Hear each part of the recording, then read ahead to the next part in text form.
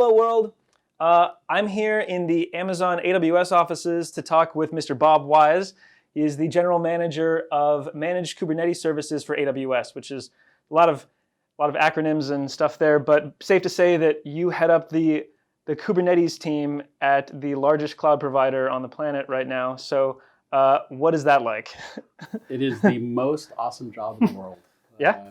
To be working on one of the most exciting open source projects with Kubernetes on the biggest public cloud in the world is amazing. Oh man, I'm super glad to have you on the show because I feel like we're sort of chasing the same dragon, so to speak, with like Kubernetes. It's this super fast-paced moving project. I mean, like they come out with like breaking changes every like 3 months or something. So like how do you stay on top of such a fast-moving, crazy project like Kubernetes? Right. First I would say hopefully the changes aren't breaking. So I may like switch back and forth between a couple of hats here. So one hat, like because EKS is very dedicated to not forking Kubernetes. We run vanilla upstream Kubernetes. This notion of like what's a breaking change or not is really important to us because it affects our customers directly. And the Kubernetes community has been very dedicated to making sure that the changes aren't breaking. And so upgrades, in theory, like there are sharp edges, of course, but changes mostly shouldn't be breaking upstream. But there are some best practices that we recommend around that. Sure. In terms of being very dedicated to running pipeline automation, so that when you're testing those upgrades, you're sure that they're not breaking changes. See, that's that's great to hear. Honestly, at Dragonchain, we're using raw EC2s to run our Kubernetes cluster.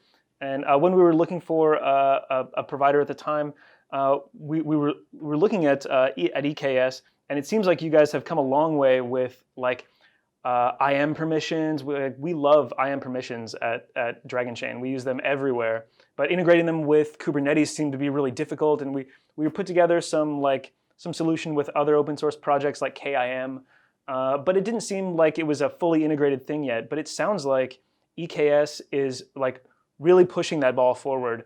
What's the world of IAM look like on managed service Kubernetes? This was one of our most requested features. Supporting new versions of Kubernetes is definitely a big one.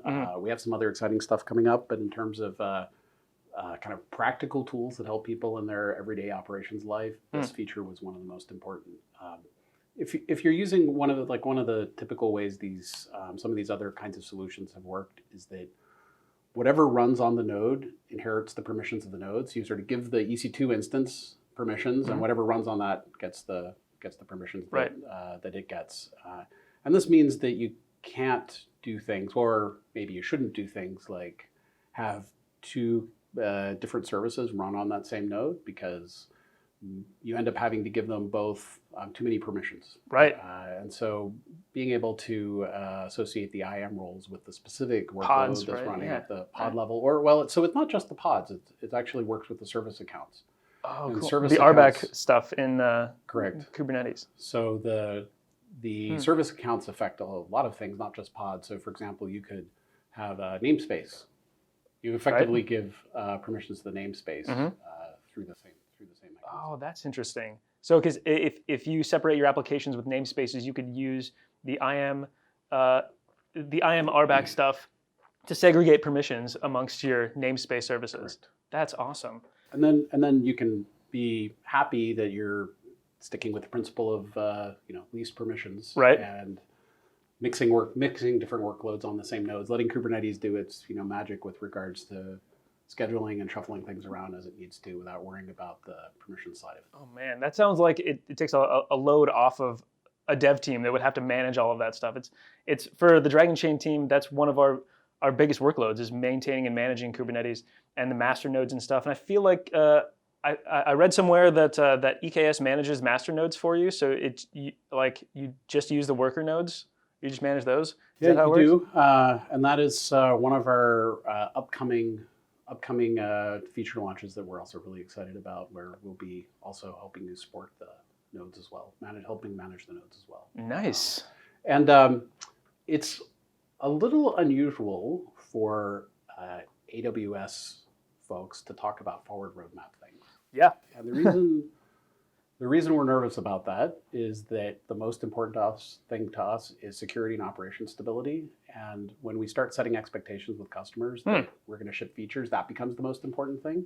So we're always really cautious about it, because whenever there is a security issue, like for example, Kubernetes CVE or Linux CVE, the team's priority becomes making sure that we're keeping our customers secure. And if that means, well, I guess we're working on resolving a CVE, not working on shipping a feature, that's what we do, no questions asked. But we have done some really interesting work in container services. The container services org has an open source roadmap. And if you Google for AWS container services roadmap, I think it'll pop right up. It's on GitHub. It's open source. You can see our roadmap, where and how we're prioritizing a bunch of features. So one of the reasons I'm willing to talk about the fact that this is an upcoming feature for us is that you can actually go see that this is an upcoming feature for us on our roadmap. Awesome. And we love getting customer feedback through that mechanism as well. So we spend a lot of time paying attention to comments and issues that customers put on the roadmap. That's great, because honestly, at Dragonchain, we try to do the same thing too. You guys obviously have a much larger scale to deal with a lot of customers that you're working with. So that's pretty awesome. You guys have that focus, because I know that's not something you do lightly. Is like you have to manage expectations, and you have to communicate and be transparent about what you're doing. So it sounds like you guys are on top of that. That's pretty exciting. So let me ask, what do you think the biggest opportunities are for innovation in the tech space right now? I mean, we're in the Amazon offices. This is like a hub of innovation. What do you see as the next big targets for the tech industry to tackle? One of the really kind of fun and fascinating things about EKS once we launched it, and I'll have to say it was a little bit of a surprise, but a very pleasant surprise, is how fast we saw machine learning workloads start running on EKS. Interesting. So we have a lot of customers running machine learning workloads using Kubeflow and TensorFlow and PyTorch and other kinds of systems. One of the great things about AWS is we have these an amazing, like really wide selection of instances, and our GPU instances are really good. And we have really, really big GPU instances. And we have systems like FSX and other components that help you kind of assemble a cluster with not just the Kubernetes piece, but the GPU instances, the networking, the high throughput networking, the high performance file systems. And so if you're inclined to assemble cluster computing around machine learning, then we have some awesome solutions. And it's been really amazing to see the kinds of projects that people are doing in that space. So, machine learning is definitely a big thing for us. Sweet. Yeah, machine learning always sounds really fast. I feel like there's a lot of stuff going on there. I just saw that like Mozilla recently wrote that blog post. I think it was just this morning about offering $100 million to someone who could help change the business model of the internet, which I thought was a really cool thing to do. Mozilla is usually cool with stuff like that. But that's something I'm super excited about innovation-wise. I feel like and the blockchain space seems to be like focused on stuff like that. That behavioral attention token that Brave came out with, that browser, seems like a cool way to do that. Like when I think of innovation, that's where my mind goes. And I mean, I'm sure there's machine learning tie-ins there too. That sounds like that would be really awesome.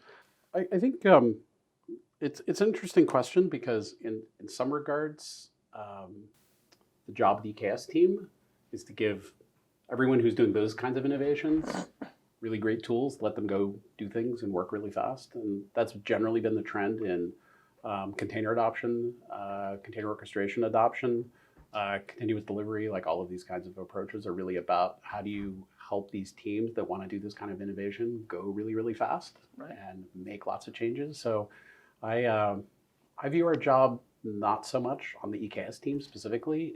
It's not really an innovation job. It's making sure that we're giving really great tools to the folks that do that kind of innovation work, so you can concentrate on that, and we'll do the undifferentiated heavy lifting. Awesome. Yeah, I feel like the dev cycle is so important to getting stuff out, and like using EKS to make things easy just takes that workload off, so you can just innovate. And I think that's a great use case. So I have some hard hitting questions for you. I hope you're ready for these. Is it pronounced GIF or GIF? I'm a GIFer. GIFer. Okay. What about tabs or spaces? Spaces. Okay, good. I'm a spaces guy too. What about Vim or Emacs? Emacs. Really? Emacs.